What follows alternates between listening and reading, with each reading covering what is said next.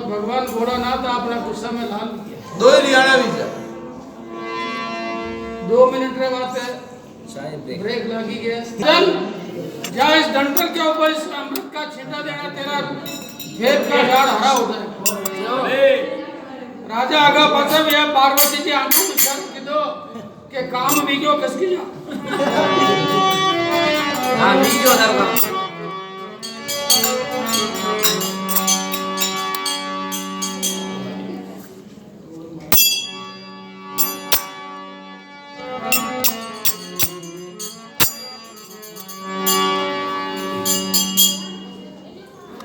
राजा उज्जैन नगर के अंदर पहुंचा है। भगवान शंकर ने जो भेप के झाड़ का डंडल दिया उसको बगीचे में लगा दिया और अमृत की कुंपी से छींटा दिया। भेप का झाड़ हरा हो गया और रात की 12 बजे और भेप के झाड़ के ऊपर फूल खिला। सुगंध वैकुंठ धाम के अंदर भगवान विष्णु के दरबार में पहुंच गई।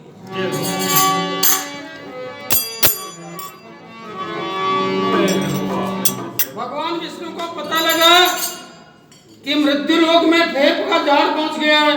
भगवान शंकर भोलेनाथ ने धोखा किया है, अपने दरबारी को भेजा, जाओ उस झाड़ को काट करके ले आओ। वैकुंठ धाम से भगवान के सेवक आते हैं, भेप के झाड़ को काट कर विमान के अंदर भर लेते हैं और ऊपर वापस प्रस्थान करते हैं। लेकिन सर्दी का समय था, माली आग जला करके ताप रहा था तो रींगणा का धुआं लगा। मध्यम रींगणे को मध्यम माना गया है। एकादशी के दिन, व्रत के दिन बैंगन का जो साग सब्जी नहीं खानी चाहिए, बैंगन को मध्यम माना गया है। उस बैंगन के धुएं से वो आकाश में जाता हुआ विमान रुक गया। बोले चार बुझाना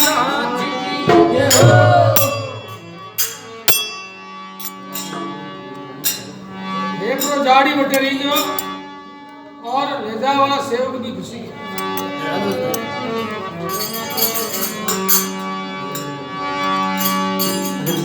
जब पता किया तो उन सेवक ने कहा कि भाई हमारा ये जो विमान है वैकुंठ धाम से आया, भगवान विष्णु के लोक से, लेकिन यहाँ फंस गए। अगर कोई एकादशी माता का व्रत करता हो और वो पुण्य प्रदान करे तो विमान आकाश में वापस बड़ौदा है। अब रानी चंद्रावली विचार करे और उसने उस विमान को अपना पुण्य प्रदान किया, लेकिन थोड़ा आगे जाकर के रुक गया, उसका व्रत पूर्ण नहीं। फिर वो पंगट पे जाकर के रानी अपने नगर की जो पानी भरने वाली पनियारी है उनको जाकर क्या कहने लगी।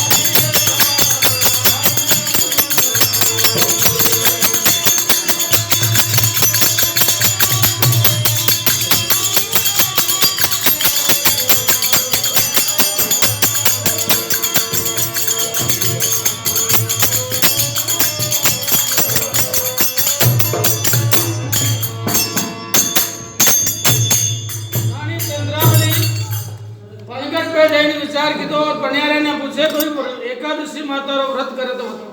अरे सब टूटे ऊँटो देखवा लगी, लेकिन एक निर्धन गरीब और दुखी जंडी सास घणो दुख देती, व्रत करती, वंदन आखो दिन काम कराती, हाथ से ठंडी रोटी देती, लेकिन वह 3 दिन तक बड़ा प्रेम हो एकादशी माता रो व्रत करती बनी कि वो गंगू तेलन मारो नाम। अरे तेलन जात है हमारी, मुँह एकादशी माता रो व्रत करूं। अरे रानी चंद्रावली गंगू तेलने बड़ी सम्मान न उठे ले जाए बगीचा में गई और मेहमान ने हमें प्रार्थना दी कि 1 महीने भगवान सच्चे मन से एकादशी माता का व्रत किया हो तो ये भगवान का विमान यहाँ से प्रारंभ आकाश मार्ग में चला जाए। और ये शब्द कहते ही वो जो विष्णु भगवान का विमान है वैकुंठ धाम को पहुंच गए। चार मुजारा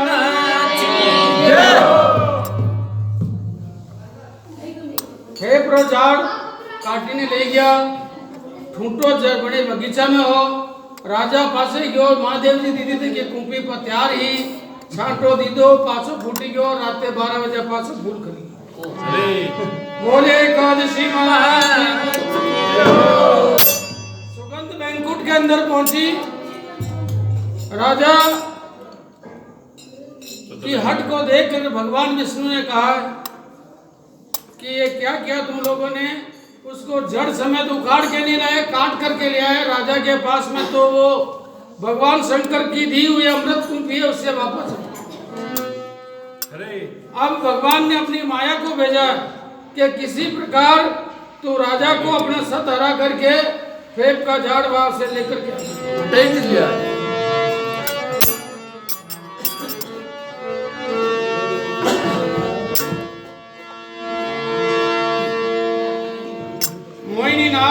भगवान की माया एक हुरडी रो रूप बनावे और राजा रुकमा गदरा बगीचे में इन फेफड़ा झाड़ ने उजाड़वा लगी, तहस नहस करवा लगी। माली राजा ने खबर दे दी, राजा घोड़े पर सवार होकर के धनुष बाण लेकर के उस हुरडी को जो माया से बनी हुई मारने के लिए पीछे दौड़ते हैं, जंगल में भागते हैं। आगे आगे माया नहीं बनी थी कि हुरडी पासे पासे राजा दौड़े, भयानक जंगल में पहुंचे।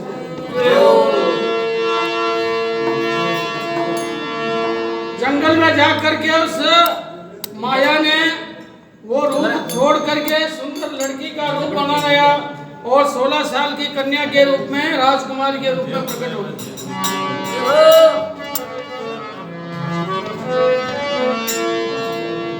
राजा रुक्मागज बनी हुरडी ने तो भूली गयो और बनी लड़की ने देखी और लड़की तो माया ही बनी थी, बहुत सुंदर ही।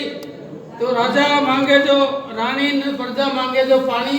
अरे राजा विचार की दो ये लड़की तो बहुत सुंदर है, इससे मुझे शादी कर लेनी चाहिए। जय हो। तो रानी के पास में गया कि हे कुमारी तू मेरे से शादी करेगी क्या? उसने कहा मैं तो तैयार हूँ, मैं भी कुमारी हूँ। तो क्या किया जाए, इसी समय जंगल में अपन फेरे तो भगवान की माया से एक ब्राह्मण भी बचाई जाए और 2-4 जना माया माया गीत गवार वास्ते प्रकट भी जाए और राजा जंगल में तुरंत आला गिला बांस कटाइन सुंदर मंडप बनाए राजा रे बियाह तैयार।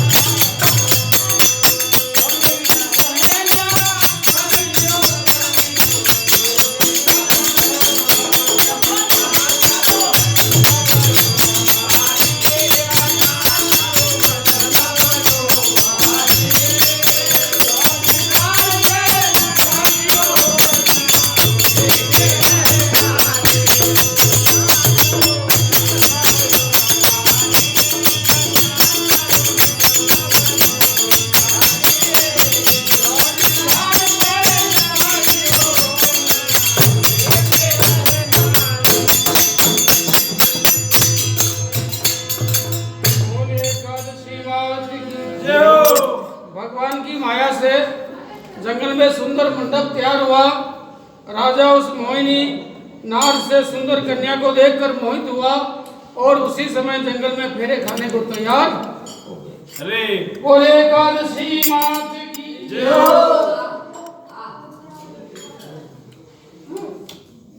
संसार में बताया है कि बंधनानि खलु संति अनेकानि प्रेम रज्जु कृत बंधन मानय। अरे दारु भेद लुपिणो षडंगरी निष्क्रियो भवेत पंकज कोशे। जय हो। संसार में बहुत से बंधन हैं। मनुष्य अलग अलग प्रकार से बंधन में बन जाता है, लेकिन प्रेम रूपी जो बंधन होता है बहुत कठोर होता है। जय हो। राजा उस लड़की के प्रेम के बंधन में बंध गया है। और कैसे बंध गया है? जैसे लकड़ी को काटने वाला भंवरा, षडंगरी 6 पैर वाला भंवरा, लकड़ी को छेद कर देने वाला, सूखी लकड़ी में छेद कर देता भंवरा, वो भंवरा कमल की पंखुड़ी को नहीं काटता। जय हो। कमल से इतना प्रेम होता है कि भगवान सूर्यास्त होते कमल में बंद हो जाता है तो बाहर नहीं निकलता कि दिन उगेगा फिर निकल जाएंगे। कोमल पंखुड़ी को कैसे काटूं? अरे और सुबह होते ही गजराज पानी पीने के लिए आता है। पानी पीने के बाद कमल के फूल को सूंड में पकड़ा, जमीन पे पछाड़ा, कमल के फूल के साथ भंवरा भी परम धाम को पहुंच। अरे कहने का मतलब है जो लकड़ी को काट देता है, सूखी लकड़ी को, वो भंवरा कमल के पंखुड़ी को नहीं काटता है, उसके प्रेम के जाल में बंध जाता है और प्रेम जाल में बंद करके हाथी की सूंड से मारा जाता है। जय हो। अब राजा रुक्मागज लड़की के प्रेम में बंध गया। लड़की क्या खेल खेलेगी आगे? बोले सत्यनारायण भगवान की जय, और भुजानाथ की जय। जंगल में वो मोहिनी नार सुंदर कन्या राजा रुक्मागज से फेरा लेने लगी। फेरो फेरो भरे कहीं क्यों लगी? हर फेरो फेरो भरे मोहिनी, तो जाने बदला में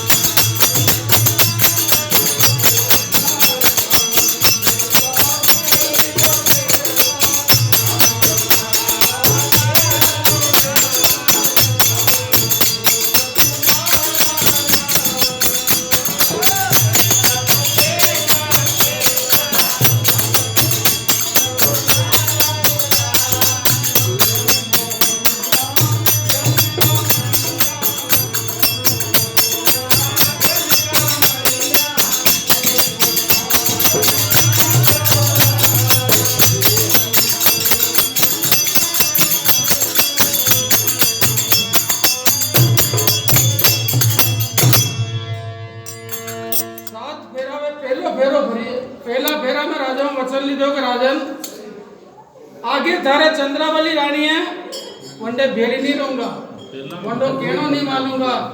अगर अलग मेल बनावे मने अलग रखे तो फेरो राजा हाँ की थी ठीक बात है, कोई बात नहीं, उसका कहना मत मानना, तेरे को अलग रखूंगा।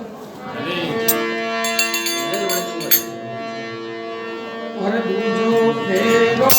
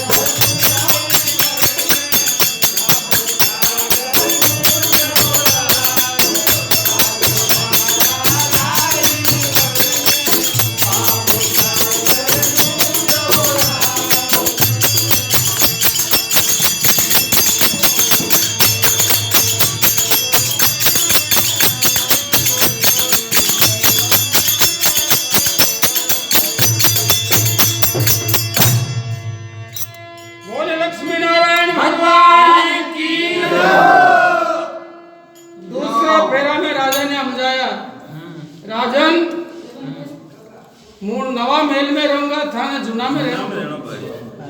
राजा ने कहा कि माननी बात भाई मान ली थी। दूसरो फेरो पूरो भी गयो। अरे फेरो तीजो परे मोहिनी राजा ने बतलाने।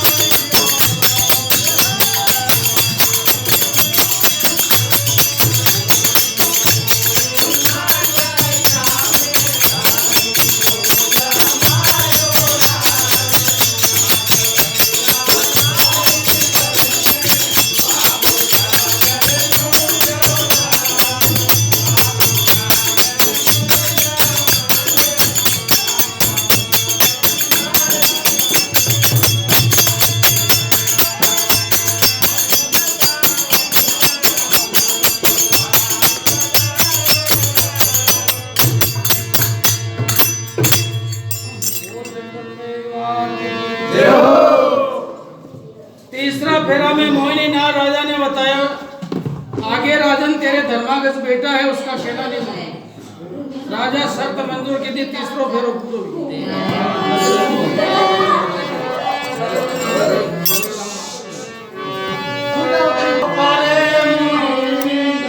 राजा सुनो बोले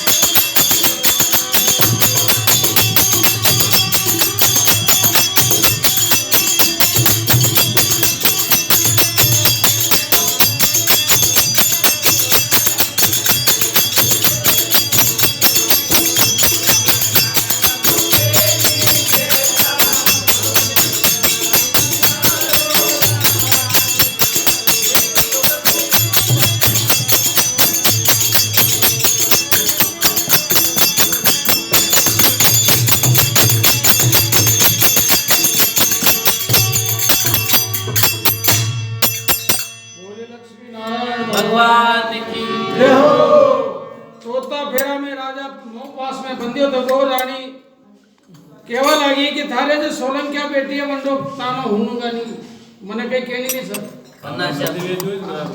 राजा बणिमात ने हाँ की थी चौथा फेरा पूरा। अरे पांचवा फेरा में मोहिनी राजा वचन लिखो है, राजन शादी करते समय जाते समय मैं घोड़े पे बैठूंगी, तेरे को आगे पैदल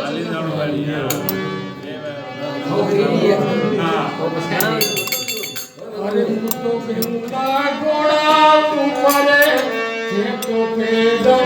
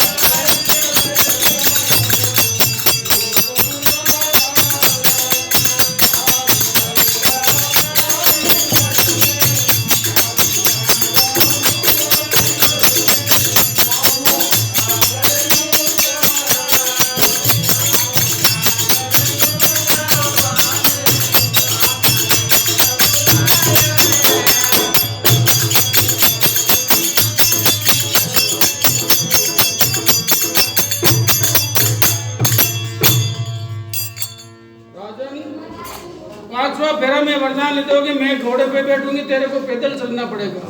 राजा तो भंवरा जो मने कमलरा फूल में फंसो जो फंसी गयो है। अरे हाँ की दो 5 फेरा पूरा भी गया, 6ठा फेरा में कई केवल सब हाँ करो આપણે લાડલી થઈ ગઈ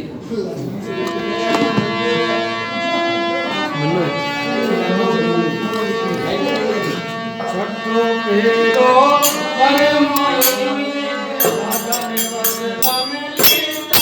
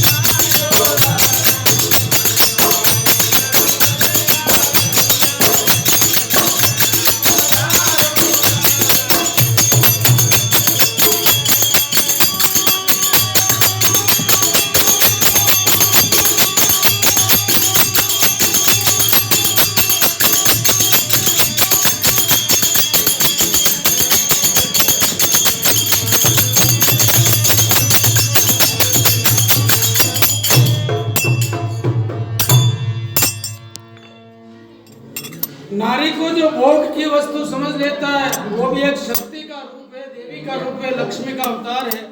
लेकिन जो मनुष्य उसको भोग की वस्तु समझ लेता है उसका विनाश कर देता है। राजा मोह पास में बंध गया, उसके माया जाल में फंस गया, सारी बातें हाँ करता जा रहा है। जय हो। किसी कवि ने कहा है कि जो स्त्री को लक्ष्मी नहीं मान करके, देवी नहीं मान करके, पत्नी नहीं मान करके, माता नहीं मान करके, बहन नहीं मान करके केवल भोग की वस्तु समझता, उसके लिए क्या होता है कि नारी की जाई परत अंधा हो तब भुजंग, उनकी गति क्या होती है जो नित्य नारी के संग। गर्भवती नारी की छाया पड़ जाती तो भयंकर काला सांप अंधा हो जाता, भयंकर मणिधारी काला सांप अंधा हो जाता है औरत की छाया पड़ने से, लक्ष्मी की छाया पड़ने से। नारी की छाया पड़ता अंधा हो तो भुजंग, उनकी गति क्या होगी जो नित्य नारी के। जो स्त्री को भोग की वस्तु समझ करके रोज साथ में रहता है उसकी गति क्या होगी। राजा उसको भोग की वस्तु समझकर माया जाल में फंस गया। 6 बात हक, एक फेरा बाकी है, अंतिम फेरे में कोई नहीं क्या चेतावनी दे रही है।